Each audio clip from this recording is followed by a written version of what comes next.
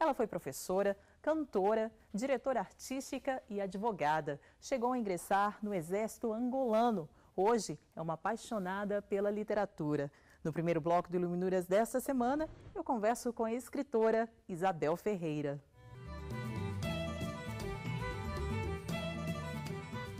Ela nasceu em Luanda, na Angola. Viveu em um internato católico. Entrou para o exército aos 15 anos. Descobriu sua veia artística cantando em um coral, cujo objetivo era o de trazer um pouco de alegria aos guerrilheiros. Nos momentos de nostalgia, longe dos entes queridos, escrevia no seu diário íntimo. E foi daí que surgiram suas várias obras poéticas e em prosa.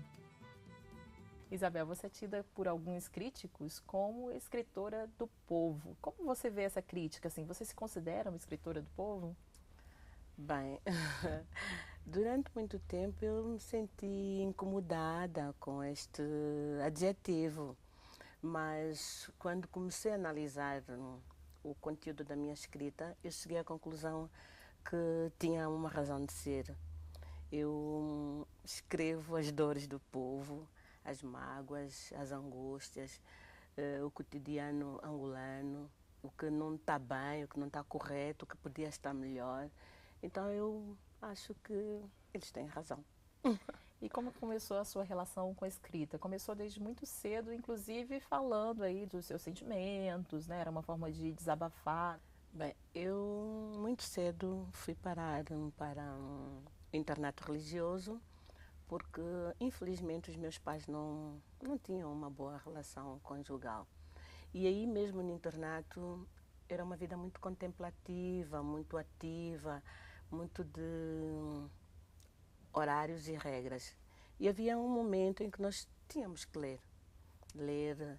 E aí, entre as leituras, também tínhamos que escrever, naturalmente. Foi daí que começou essa ideia de diário. Acho que todas nós na adolescência passamos por isso, escrever o que nós não gostamos, os nossos anseios, começar a fazer os primeiros poemas, e vai daí. Eu guardava constantemente, eu tinha um diário que tinha um cadeadozinho, né? E interrogava coisas que os mais velhos eu não conseguia interrogar. E foi daí que começou então este desejo de exprimir, através da escrita, aquilo que me vinha à alma. Agora, como que você conseguiu, no caso, sair do internato e como foi essa escolha para ir para um quartel, né, em nome da libertação do seu país? Eu não diria a escolha. Os rumos, os acontecimentos da vida permitiram esta fuga, entre aspas, porque eu vivia no internato, ocorreu a descolonização, não é? Um período muito conturbado da vida de Angola, 1975, os colonos portugueses a saírem de forma intempestiva para Portugal e, naturalmente, os conventos também começaram a encerrar e havia necessidade de colocar as internas em algum sítio. E eu fui parar em casa de uns tios que não era nada daquilo que eu estava habituada a viver, né? Com uma alimentação regrada, a hora certa, momentos para orar, para escrever, e havia uma educação mais repressiva do que permissiva.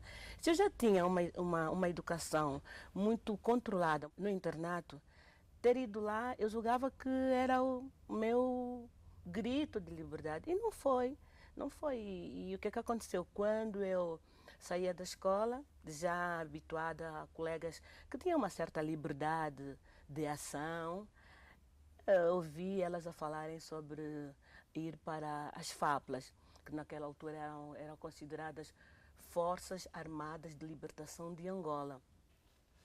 E perguntei a uma amiga, mas o que é isso de Forças Armadas? Não, vamos para a guerrilha, vamos nos juntar aos irmãos Cambuta, irmãos Cambuta. Era a terminologia que se utilizava, uma espécie de um código.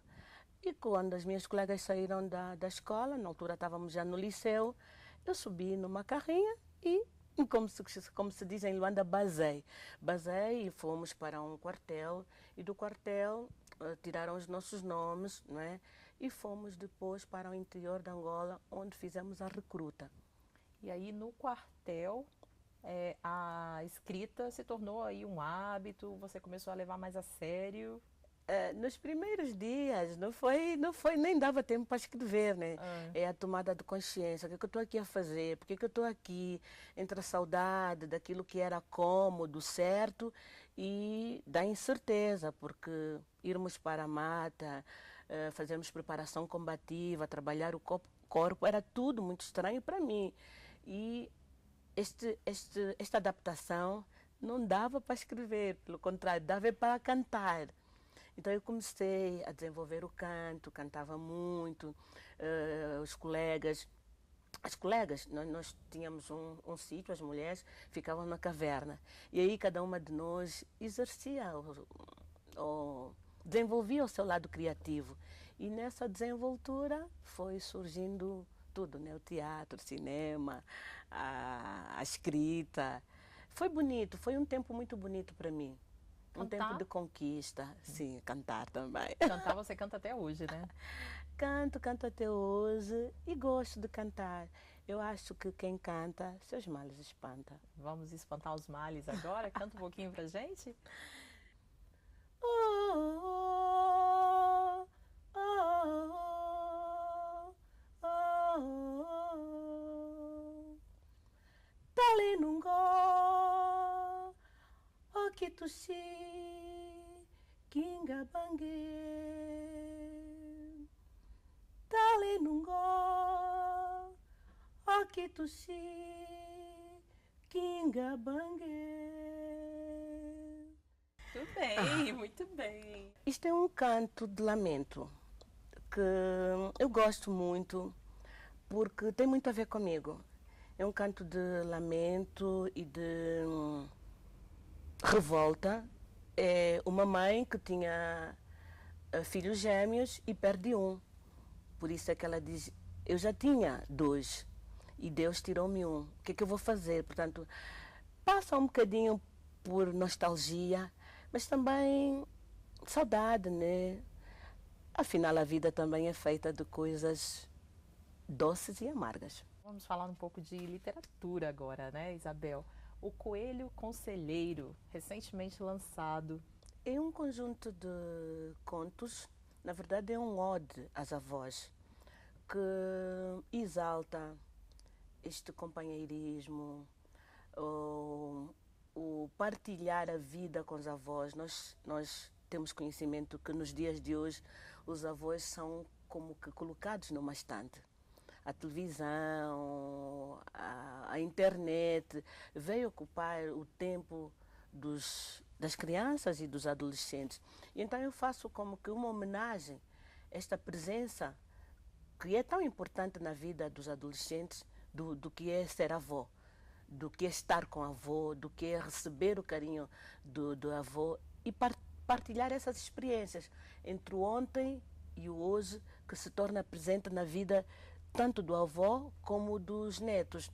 E esta conversa é como que um diálogo onde a avó vai fazendo, vai contando como foi a sua vida, e os netos vão perguntando: avô, como é que era no teu tempo?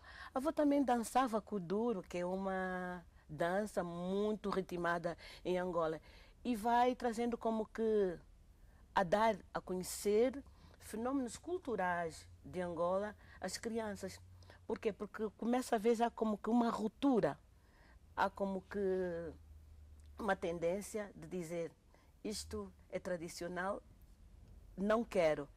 E eu tendo a mostrar para a criança que, apesar de estarmos numa era nova, o que é velho não deixou de prestar, não deixou de ser importante ou interessante, e é necessário que possamos conhecer a nossa cultura. Os livros, você acredita que é essa sementinha que pode mudar o mundo? O Guardador de Memórias, por exemplo, é um exemplo dessa semente? É porque, graças a Deus, no meu país, eu sou lida. Eu tenho um núcleo de leitores que lê, questiona-me na rua, quando eu passo. Nós temos a vontade de dizer, olha, por que Mavina, por exemplo, não aceitou que fosse segunda mulher? E isto me faz sentir bem.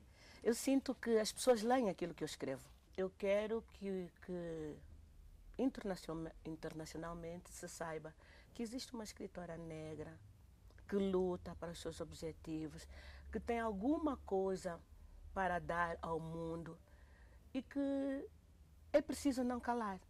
É preciso não calar. Nós lutamos para a independência. Eu sei que isso poderá eventualmente trazer alguns dissabores, mas nós lutamos para a independência para que pudéssemos ter o mínimo de condições de vida.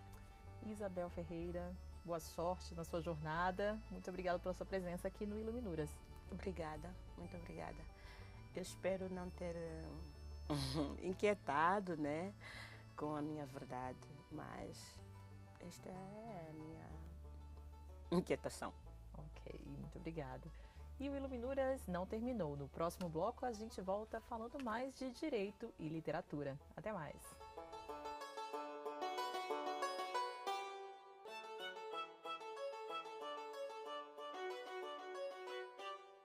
O Iluminuras está de volta e eu converso agora com o advogado e escritor Júlio Hidalgo. Ele que viveu sua infância em pleno regime militar e aos 10 anos já havia lido várias histórias e biografias sobre o regime. Aos 10 anos você já tinha lido o Diário de Che Guevara. Como foi isso? Tinha, na verdade, aos 10 anos eu já tinha lido o Diário de Che Guevara, já tinha lido a biografia de Mao Tse-tung, Lenin e Trotsky, porque meu pai sempre gostou de política e sempre foi muito de esquerda. Então em casa sempre tinham esses livros, sempre livros falando de socialismo, de política. E aí eu tinha mania de ler, lia tudo que caía nas minhas mãos e acabava lendo esses livros e li várias vezes cada um deles. E era o acesso fácil que te fazia, né, procurar essa leitura, ou ele também incentivava, lia junto com você? Como que era? Você que era o ser curioso? Na verdade, desde que eu aprendi a ler, com 6 anos de idade, eu sempre li tudo que caía nas minhas mãos. Bula de remédio, placa de rua, gibi, eu lia muito gibi. E de certa forma eu tinha muito acesso a livros, porque numa determinada época da vida do meu pai, ele trabalhou vendendo livro de porta em porta, ia bater de porta em porta para vender livros. Então na minha casa sempre tinha livros dos mais variados temas, livros infantis, adultos, e aí eu pegava esses livros e lia e relia, que é uma mania que eu tenho até hoje de ler um livro, depois de um tempo eu pego, releio uma parte. Então sempre a literatura, os livros fizeram parte da minha vida.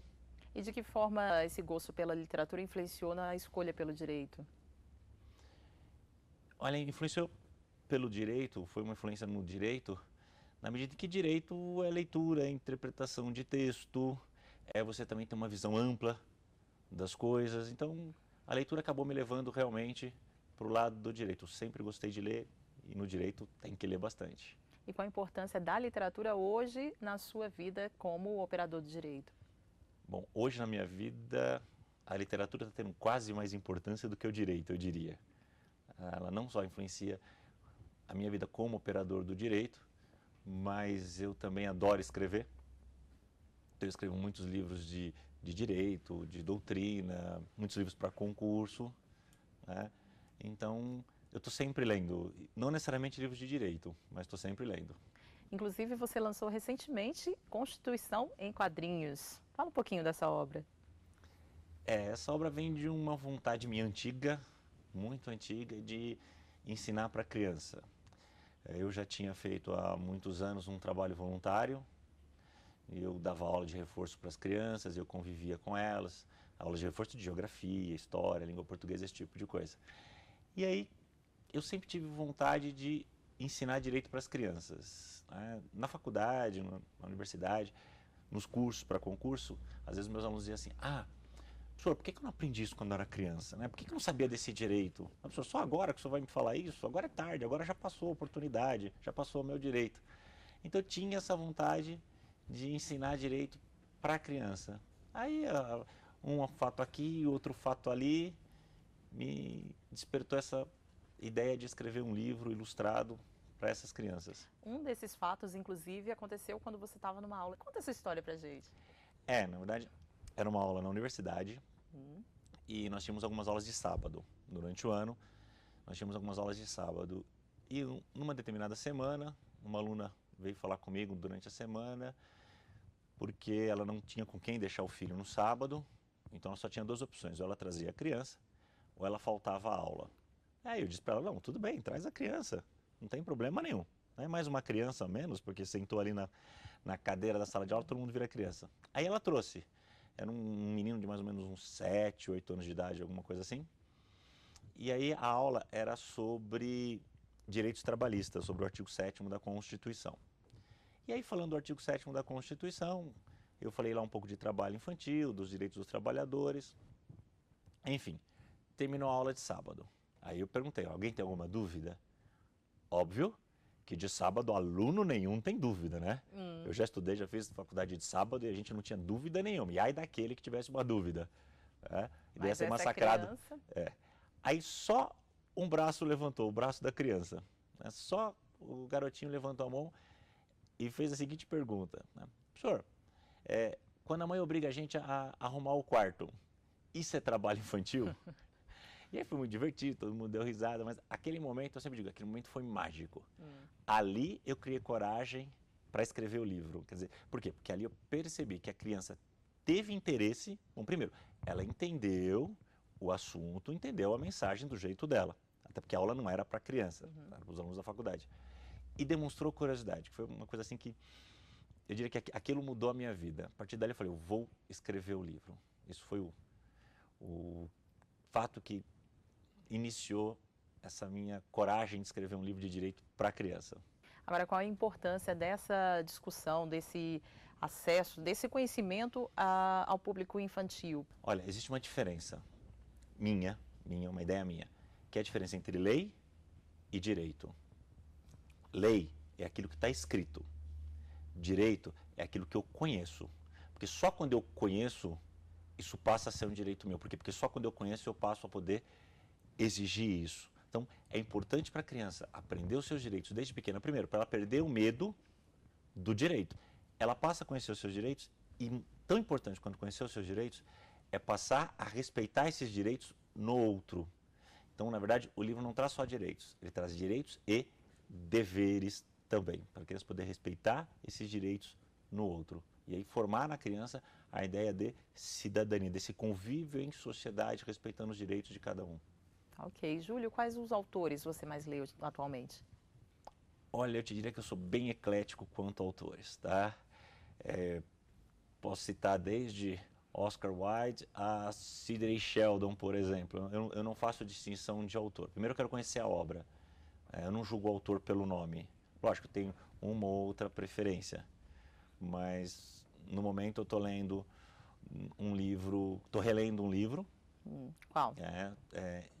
Gibbs, Em Busca de Si Mesmo, que é um livro que fala de uma criança, foi escrito por uma psicóloga americana, fala do tratamento, que essa criança era julgada autista pelos pais, mas na verdade era só uma falta de carinho, de diálogo que tinha na família. Então vamos aproveitar para conhecer um pouquinho mais da autora do livro, Virginia Axilini. Gibbs, Em Busca de Si Mesmo. A obra é da escritora e psicóloga americana Virginia Axilini e conta a história de um menino de 5 anos que, desde o nascimento, foi rejeitado pelos pais. O livro faz o leitor refletir sobre a criança que existe dentro de cada um de nós. Virginia ficou conhecida pelo trabalho desenvolvido e obras publicadas na área de comunicação não verbal através da brincadeira. O objetivo é permitir à criança a oportunidade de autodesenvolvimento, crescimento, integração social. Qual a importância da leitura na vida do advogado? É fundamental, né? É fundamental. Porque o advogado tem que aprender a raciocinar com a palavra, a ter argumentação. E isso você só vai conseguir lendo. Outro dia, numa prova da faculdade, o aluno disse assim, professor, sua prova é muito interpretativa, eu não gosto de ler. Aí eu até pensei em falar para ele, muda de curso. Mas qualquer curso que você fizer, você vai ter que ler. Mas para o advogado isso é mais importante ainda, porque a argumentação não é só a argumentação escrita que eu estou falando, a argumentação verbal só vem pela leitura, a compreensão só vem pela leitura. Sem falar que é um advogado que tem um pensamento, vamos dizer assim, muito retilíneo, muito fechado, ele não vai conseguir defender os interesses do cliente dele, porque ele tem que se colocar, ele tem que ter empatia de se colocar no lugar do cliente, no lugar do juiz, no lugar do promotor, no lugar da vítima, às vezes, né? E aí a leitura é importante para abrir os horizontes do advogado ou de qualquer outro operador do direito, na verdade. E que tipo de literatura você indica aos seus alunos, por exemplo? Eu indico muito aos meus alunos a literatura do direito, aqueles clássicos do direito, porque eles têm que ter uma formação, né? Tem que ter uma base teórica, lógico, mas de um modo geral eu indico que eles leiam. Tá? Leiam o que gostarem de ler, tá? Porque não tem nada pior. Eu acho que boa parte de quem está assistindo essa entrevista já foi obrigado a ler um livro na escola, um livro que não estava interessado a ler, e muito provavelmente, ao invés de pegar o gosto pela leitura, pegou uma rejeição pela leitura, né? Eu vejo que as pessoas às vezes falam que eu fui obrigado a ler, eu tenho que ler, quando na verdade seria eu quero ler, eu tive o prazer de ler. Além da Constituição em Quadrinhos, você tem também outros 5 livros, né? Um deles é esse aqui, 600 testes comentados de direito constitucional. Fala um pouquinho sobre ele.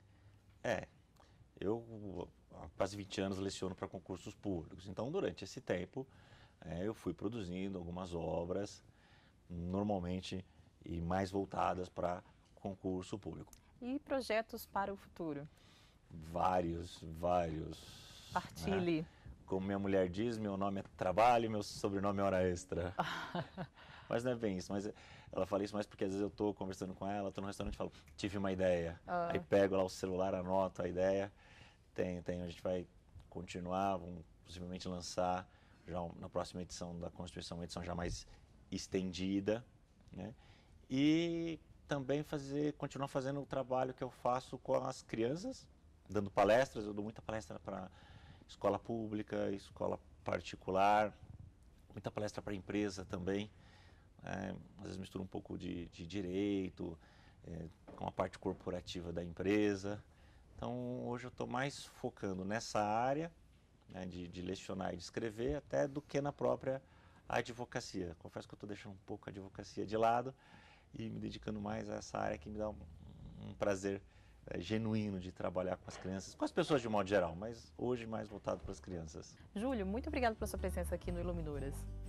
Eu que agradeço a você a oportunidade de estar aqui e agradeço também aos telespectadores. E o Iluminuras fica por aqui, mas você pode rever os programas no site da TV Justiça. Acesse www.tvjustiça.jus.br. E na semana que vem temos mais um encontro marcado com o direito e a literatura. Até mais!